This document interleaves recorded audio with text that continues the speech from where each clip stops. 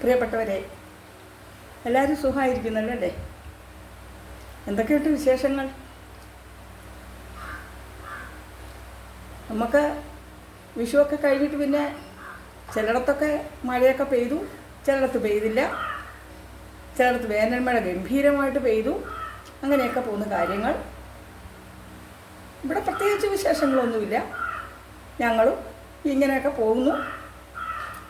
ഇന്നത്തെ കാര്യം പറയുകയാണെങ്കിൽ, ഇന്നിവിടെ രാവിലെ ദോശ, 2 തരം ചമ്മന്തി, വെള്ള ചമ്മന്തി, തക്കാളി ചമ്മന്തി. അത് കഴിഞ്ഞ് പിന്നെ ഓരോരോ കാര്യങ്ങളായിട്ട് പ്രവേശിച്ചു. ഇനി ഉച്ചക്കത്തെ കാര്യങ്ങളാണ്. ഉച്ചയ്ക്ക് നമ്മൾ മാങ്ങ പുളിങ്കറി ഞാൻ വെച്ചു. മാങ്ങ, വെറും പച്ചമാങ്ങ അരിഞ്ഞ് ഉപ്പും വെള്ളവും കുറച്ച് വലുതായിട്ട് അരിയണം. ഉപ്പും വെള്ളവും മഞ്ഞൾപ്പൊടിയും ഒഴിച്ച് മുളക് പൊടി ഇട്ട് അടുപ്പത്ത് വെച്ച് നല്ലോണം വെന്തപ്പോൾ ചെറുതായിട്ടൊന്ന് ഉടച്ചു, ഒരുപാട് ഉടയാൻ പാടില്ല കേട്ടോ, ചെറുതായിട്ടൊന്ന് ഉടച്ച് അതിലേക്ക് നാളികേരവും ജീരകവും ചെറിയ ഉള്ളിയും കൂടെ അരച്ച് കലക്കി കുറച്ചേറെ ചെറിയുള്ളി, വറ്റൽമുളകും കറിവേപ്പിലയും കൂടി ഇട്ട് നമ്മൾ അത് കടുക് താളിച്ചതിലേക്ക് ഒഴിച്ചു. അതാണ് മാങ്ങാപ്പുളിങ്കറി. പിന്നീട് ഇനി നമ്മൾ ചെയ്യാൻ പോകുന്നത്, അപ്പോൾ ആ മാങ്ങാപ്പുളിങ്കറി ആയിക്കഴിഞ്ഞു. മാങ്ങാപ്പുളിങ്കറി ആയിക്കഴിഞ്ഞു. നല്ല രുചിയുണ്ട് കേട്ടോ, നല്ലതാ. ഇതാ മാങ്ങ പുളിങ്കറി. ഇനിയും ചീരത്തോരൻ വെച്ചിട്ടുണ്ട്. അത് ഇന്നലെ ഞാൻ കാണിച്ചു, അതുകൊണ്ട് ഞാൻ കാണിക്കുന്നില്ല. പിന്നെ നമുക്ക് ഇന്ന് ചെയ്യാൻ പോകുന്നത് ഒരു ചക്കയവിയൽ. ചക്കയവിയൽ എല്ലാവരും വയ്ക്കുന്നത് ചക്കയവിയൽ തന്നെ, പക്ഷെ അത് കുറച്ചൊരു സ്പെഷ്യാലിറ്റി അത്രയേ ഉള്ളൂ. അതായത് ഈ ചക്കയവിയലിൽ പിന്നെ എന്തൊക്കെയാണ് ഇട്ടിരിക്കുന്നതെന്നുള്ള ഞാൻ നിങ്ങളോട് പറയാം, എന്തൊക്കെയാണ് ചേർത്തിക്കുന്നതെന്നുള്ളത് പറയാം. കാണുന്നില്ല അല്ലേ?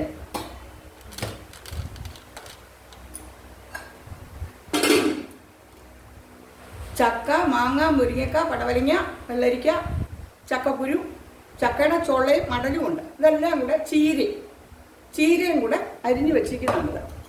നോക്കട്ടെ, ഇതൊന്ന് കുനിച്ച് കാണിക്കാമോ? കാണുന്നുണ്ടോ? ഇതിനകത്ത് ഇങ്ങോട്ട് നീക്കി വയ്ക്കാം. ഒരു ലൈറ്റ് കൂടി ഇട്ടട്ടെ, അപ്പോൾ വെട്ടം കാണും.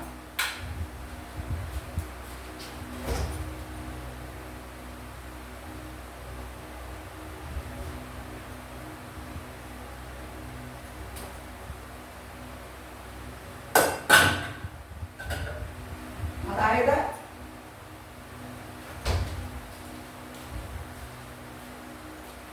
ചക്കമടല്, ചക്കക്കുരു, ചക്കമടലും ചക്കക്കുരു, പിന്നെ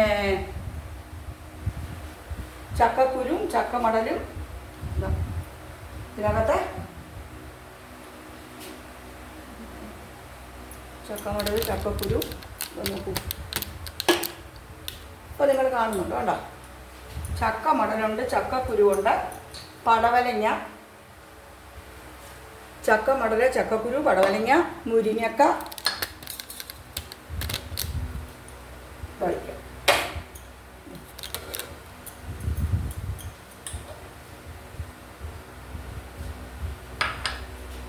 ചക്കമടലുണ്ട്, ചക്കക്കുരുവുണ്ട്, പടവലങ്ങയുണ്ട്, വെള്ളരിക്കയുണ്ട്, മുരിങ്ങക്ക, ചക്കക്കുരു, ഇതെല്ലാം കൂടെ അരിഞ്ഞ് വെച്ചിരിക്കുന്നതാണിത്.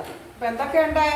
2-3 ചക്കച്ചുളയുണ്ട്, ഇതുപോലുള്ള 2 മടലുണ്ട്, ചേർത്തെടുത്ത മടൽ. ഇതൊക്കെ നീളത്തിലരിഞ്ഞു. ഒരു കഷ്ണം വെള്ളരിക്ക നീളത്തിലരിഞ്ഞു. ഒരു മുരിങ്ങക്കായുടെ പകുതി ഇട്ടു. ചക്കക്കുരു ഒരു പിടി ഇട്ടു. ഒരു കഷ്ണം പടവലങ്ങ, ഒരു പിടി ചീരയുടെ തണ്ട്. ഇന്നലെ നമ്മൾ തോരൻ വെച്ച ചീരയില്ലേ, അതിൻ്റെ തണ്ടെടുത്ത് വെച്ചിരുന്നു. ഒരു പിടി ചീരയുടെ തണ്ട്. പിന്നെ ഓടിപ്പോയി ഒരു പിടി ഇലയും കൂടെ പറിച്ചുകൊണ്ട് വന്നു, ഇവിടെ ഉണ്ടായിരുന്നു. ഇതെല്ലാം കൂടെ ചീരയുടെ തണ്ടും ഇലയും എല്ലാം കൂടെ അരിഞ്ഞ് വെച്ചിരിക്കുന്നതാണിത്. ഇനി നമുക്ക് ഇതിലേക്ക് ഇത് കഴുകി വാരിയപ്പോൾ കുറച്ച് വെള്ളം അത് വീണിട്ടുണ്ട്. ഇനി കുറച്ച് വെള്ളം കൂടെ നമുക്ക് കുടിക്കാം. ഇത്തിരി കൂടെ.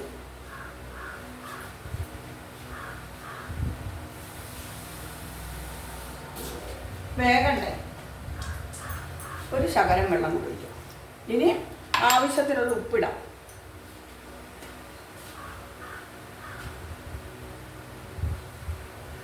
ഉപ്പ്, ആവശ്യത്തിനുള്ള ഉപ്പ്.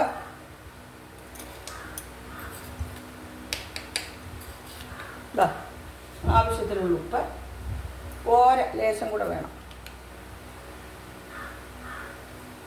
മതി, ഒരുപാടാവില്ല.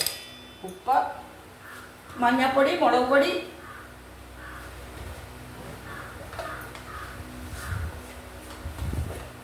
മഞ്ഞൾപ്പൊടി,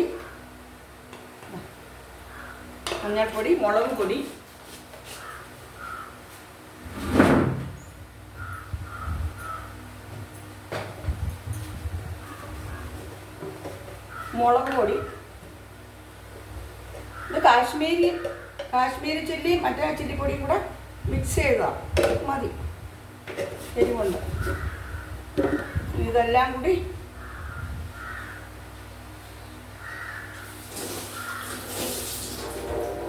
ഒന്നുകൂടെ ഒന്ന് ഇതിൻ്റെ മുകളിലോട്ട് ഇത്തിരി വെള്ളം കൂടി ഒഴിക്കാം, മതി. ഇനി നമുക്ക് കുക്കറിൻ്റെ മൂടി കൊണ്ട് ഇത് അടയ്ക്കാം. അടച്ചു. ഇത് നമുക്ക് തീ കത്തിക്കാം.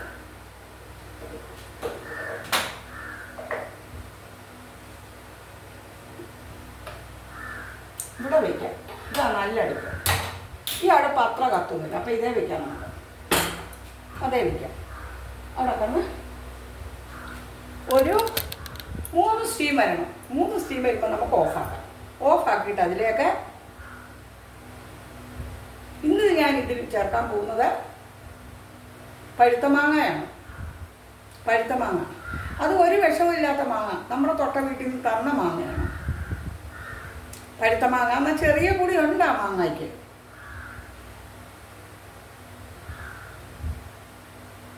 ഇത് 3 സ്റ്റീം വരുമ്പോൾ ഓഫാക്കുക. കാരണം ചക്കക്കുരു എല്ലാം ഇല്ലേ, 2 സ്റ്റീം വന്ന് 3 സ്റ്റീമിനുള്ളിൽ ഓഫാക്കുക. സ്റ്റീം പോയി കഴിയുമ്പോൾ അതിനെ എടുത്തിട്ട് ഒരു പഴുത്ത മാങ്ങയുടെ 3/4 ഭാഗം അതിനകത്ത് ചെറിയ കഷ്ണങ്ങളാക്കി ഇടുക. എന്നിട്ട് ഒന്നുകൂടെ ഒന്ന് തിളപ്പിച്ചിട്ട് അതിലേക്ക് നാളികേരം,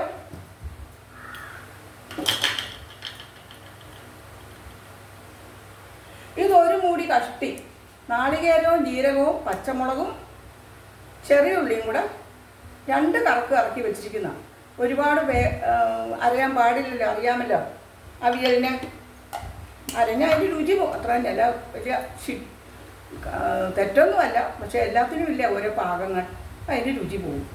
അപ്പോൾ അങ്ങനെ കറക്കി എടുത്ത് വെച്ചിരിക്കുന്ന ഇത്. ഇനി ഇതവിടെ സ്റ്റീം വരട്ടെ. 2 സ്റ്റീം വന്ന് 1 മിനിറ്റ് കഴിയുമ്പോൾ നമുക്കങ്ങ് ഓഫാക്കണം. 3ാമത്തെ സ്റ്റീം വരുന്നതിന് മുമ്പ് ഓഫാക്കണം. അതിനുശേഷം അതിനെ എടുത്തിട്ട് മാങ്ങ, ഒരു ചനച്ച മാങ്ങ, അതാണ് നല്ലത്. മാങ്ങായും മാങ്ങ തൊലി ചെത്തിപ്പുളി അതിലരിഞ്ഞിട്ട് ഒന്നുകൂടൊന്ന് തിളയ്ക്കണം. ആ മാങ്ങയൊന്ന് വേഗണം കഷ്ണത്തിൽ കിടന്ന്. അപ്പോൾ ആ മാങ്ങയുടെ പുളിയും മധുരവും കൂടെ ആ കഷ്ണത്തിലേക്ക് പിടിക്കും.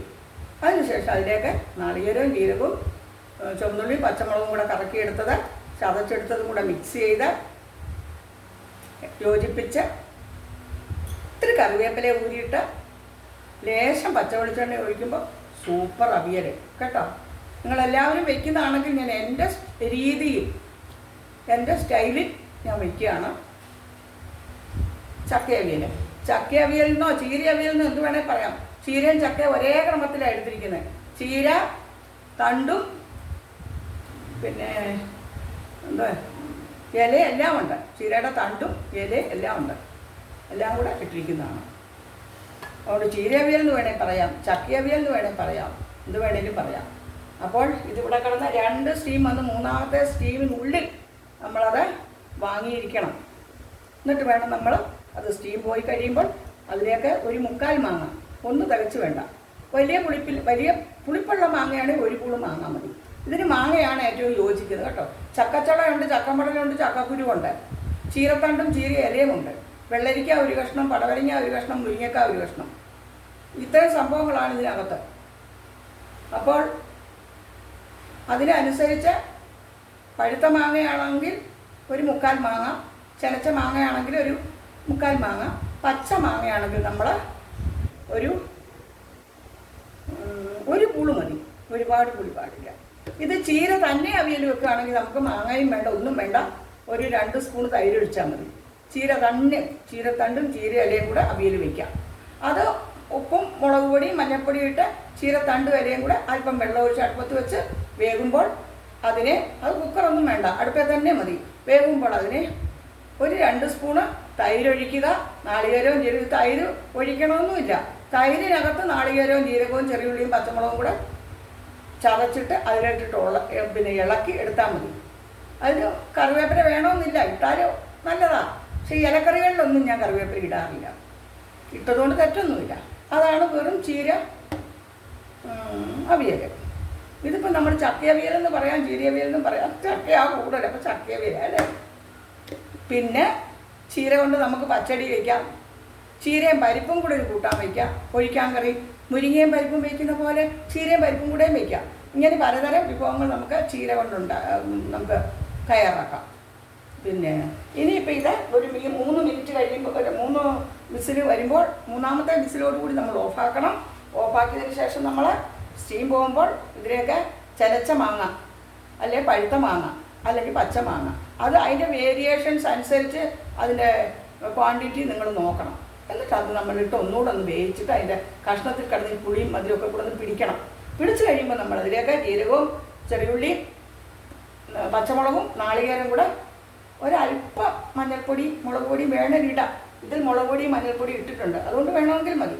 എല്ലാം കൂടെ അരച്ചെടുത്ത ഈ അരവിനെ നമ്മൾ അതിലേക്ക് യോജിപ്പിച്ച് എടുത്തിട്ട് ഉപ്പും പാകങ്ങളൊക്കെ ഒന്ന് നോക്കിയിട്ട് അതിലേക്ക് നമ്മൾ ഒരിത്തിരി കറിവേപ്പില ഊരിയിട്ട് ഒരല്പം പച്ചവെളിച്ചെണ്ണ ഒഴിക്കുമ്പോൾ സൂപ്പർ അവിയൽ. നിങ്ങൾക്ക് എല്ലാവർക്കും ഇഷ്ടപ്പെടും. ഇങ്ങനത്തെ അവിയൽ നിങ്ങൾ വെക്കാറുണ്ടല്ലോ അല്ലേ? എന്നാലും ഇന്ന് ടീച്ചർ ഇവിടെ ഇതാ വെച്ചത്. അപ്പോൾ മാങ്ങാപ്പുളും കറി, ചീര അവിയലും, പിന്നെ ഒരൊറ്റ പാത്രം സാമ്പാറും കലക്കിയിട്ടുണ്ട്. അപ്പോൾ ഞാനിത് നിങ്ങളെ ഇന്നൊന്ന് കാണിക്കേണ്ടതുകൊണ്ട് ഇന്നത്തെ വിഭവങ്ങളൊക്കെ ഞാൻ ചെയ്തോളാമെന്ന് നമ്മുടെ സഹായി കുട്ടിയോട് പറഞ്ഞു. അവളതുകൊണ്ട് നേരത്തെ പോയി. അല്ല, അവൾ ചെയ്തു വെച്ചിട്ട് നമ്മൾ കാണിക്കുന്നതിന് അർത്ഥമില്ലല്ലോ. അപ്പോൾ ഇതിപ്പം സ്റ്റീം വരും, ആയിട്ടില്ല, സ്റ്റീം വന്നിട്ടില്ല. അപ്പോൾ ഇന്നത്തെ കാര്യങ്ങൾ ഇതൊക്കെയാണ്. ഇനി ഞാൻ ഈ അവിയലായി കഴിയുമ്പോൾ നിങ്ങളെ കാണിക്കാം. എനിക്ക് ഈ എഡിറ്റിംഗ് ഒന്നും അറിയില്ല കുട്ടികളെ, അത് കാരണം കൊണ്ടാണ് ഞാനിത് എല്ലാം പറഞ്ഞിട്ട് ചെയ്യുന്നത്. എഡിറ്റ് ചെയ്യാൻ നോക്കി, ഒരു തവണ എഡിറ്റ് ചെയ്തപ്പോഴേ ആദ്യം പറയേണ്ടത് അവസാനം പറയേണ്ടത് ആദ്യമായി, ആദ്യം പറയേണ്ടത് അവസാനമായി. അതോടെ ഞാൻ നിർത്തി. ഇൻഷോട്ടിലൊക്കെ 1-2 പ്രാവശ്യം എഡിറ്റ് ചെയ്തു. ചില തവണ പൊട്ടനാട്ടം കാണുന്ന പോലെ, അല്ലെ പൊട്ടക്കണ്ണം കല്ലെറിയുന്ന പോലെ ചില തവണ ശരിയാകും, ചില തവണ ശരിയാകുകയില്ല. അങ്ങനെയൊക്കെയാണ് എൻ്റെ പാചകങ്ങളും ഒക്കെ. പക്ഷേ എൻ്റെ ഇതിനെക്കുറിച്ച് ഒന്നും അറിയാതെ ചെയ്യുന്ന വീഡിയോകളാണ് ഇതൊക്കെ കേട്ടോ. ഇവിടെ ഹെൽപ്പിനൊന്നും ആരുമില്ലെന്ന് നിങ്ങൾക്കറിയാതെ ഞാൻ തന്നെ ചെയ്യാവുന്ന കാര്യങ്ങൾ ചെയ്യുകയാണ്. അപ്പോൾ അതുകൊണ്ട് അതിലെ അപാകതകളൊക്കെ നിങ്ങളൊക്കെ ക്ഷമിക്കണം. നിങ്ങളെല്ലാവരും ഇത്രയും നാൾ സ്നേഹിച്ച പോലെ സ്നേഹിക്കണം, സപ്പോർട്ട് ചെയ്യണം. എനിക്ക് ഒരുപാട് ഇഷ്ടമാണ് അങ്ങനെയൊക്കെയുള്ള നിങ്ങളുടെ കമൻറ്റുകളും. ബാഡ് കമൻ്റ് ആയാലും കുഴപ്പമില്ല. വിമർശിക്കപ്പെടില്ലേ, പ്രസ്ഥാനങ്ങൾ വളരുകയുള്ളൂ എന്ന് പറഞ്ഞ് നമ്മൾ കേട്ടിട്ടില്ലേ? അപ്പം നിങ്ങൾ ഇന്ന കുറവ് എന്നുള്ള പറയുമ്പോൾ നമുക്കറിയാം, നമ്മളപ്പോൾ അത് തിരുത്തി അടുത്ത തവണ അത് ഇമ്പ്രൂവ് ചെയ്ത് നല്ലതാക്കും. അല്ലാതെ എപ്പോഴും നമ്മളെ വാഴ്ത്തിക്കൊണ്ടിരിക്കുകയല്ലേ വേണ്ടത്. കമൻ്റ് എന്ന് പറഞ്ഞാൽ നമ്മുടെ അഭിപ്രായം, അതാണ് അവിടെ രേഖപ്പെടുത്തേണ്ടത്. അത് ബാഡോ ഗുഡോ എന്തോ ആയിക്കോട്ടെ. ബാഡ് കമൻ്റ് എന്ന് പറയുന്നില്ല. അവരിടുന്നത് ടീച്ചർ ഇന്ന പോലെ ചെയ്യണം എന്ന് പറഞ്ഞാൽ ബാഡ് കമൻ്റ് അല്ല. നമുക്ക് നിർദ്ദേശങ്ങൾ തരികയാണ്. ആ നിർദ്ദേശങ്ങളെ നമ്മൾ സ്വീകരിക്കാൻ തയ്യാറാകണം. അതിലാണ് നമ്മുടെ ബോധവും വിവരവും സംസ്കാരവും. മറ്റുള്ളവർ പറയുന്ന കേൾക്കാനുള്ള ബോധം നമുക്ക് വേണം, ബോധ്യവും നമുക്കുണ്ടാകണം അല്ലേ? നമ്മളെക്കുറിച്ച് ഒരു ബോധ്യം നമുക്കുണ്ടാകണം അല്ലേ? അപ്പോൾ ഇന്നത്തെ എൻ്റെ ഇവിടുത്തെ വിഭവങ്ങൾ ചക്ക അവിയലും മാങ്ങ പുളിങ്കറിയാണ്. പുളിശ്ശേരിയൊന്നും അല്ല, മാങ്ങ പുളിങ്കറി, സംഭാരവും, പിന്നെ ഒരു മാങ്ങാ ചമ്മന്തി ആ കുട്ടി അരച്ച് വെച്ചിട്ട് പോയിട്ടുണ്ട്. ഇതൊക്കെ മതിയല്ലോ ചോറുണ്ടായിരുന്നില്ല. ആ മാങ്ങാപ്പുളിക്കറി മാത്രം മതി ചോറുണ്ണാൻ. പക്ഷേ ഇതൊക്കെ നമ്മുടെ വയറ്റിൽ പച്ചക്കറികളും ഒക്കെ ചെല്ലണ്ടേ, അതുകൊണ്ട് ചെയ്യുന്ന. എന്തിന്? നന്നായിട്ടൊരു മുളക് ഉടച്ചാലും അതിൻ്റെ രുചിയാണ്, അത് മതി ചോറുണ്ണാൻ. ചെയ്യുന്നത് ഒന്നേ ഉള്ളെങ്കിൽ അത് രുചികരമായിട്ട് നിങ്ങൾ വീട്ടിലുള്ളവർക്ക് ചെയ്തു കൊടുക്കണം. പാചകം എന്ന് പറയുന്നത് നമ്മൾ ഒരു കലയാണ്, ഒരിഷ്ടമാണ്. പാചകം നമ്മൾ ചെയ്യുന്നത് നമ്മുടെ മനസ്സുകൊണ്ടും നമ്മുടെ ശരീരം കൊണ്ടും നമ്മുടെ സ്നേഹം കൊണ്ടുമാണ്. സ്നേഹം കൊണ്ടാണ് പാചകം ചെയ്യേണ്ടത്. നമ്മുടെ കുടുംബാംഗങ്ങൾക്ക് കഴിക്കേണ്ടതാണ്, നമുക്ക് കഴിക്കേണ്ടതാണ്, അവർക്ക് തൃപ്തിയോടെ കൊടുക്കേണ്ടതാണ് എന്ന് കരുതി നമ്മൾ പാചകം ചെയ്യുന്നത് സ്നേഹത്തോടു കൂടി ആയിരിക്കണം, ഇഷ്ടത്തോടു കൂടി. പാചകത്തോടുള്ള ഇഷ്ടവും നമ്മുടെ വേണ്ടപ്പെട്ടവരോടുള്ള ഇഷ്ടവും നമ്മളോടുള്ള ഇഷ്ടവും.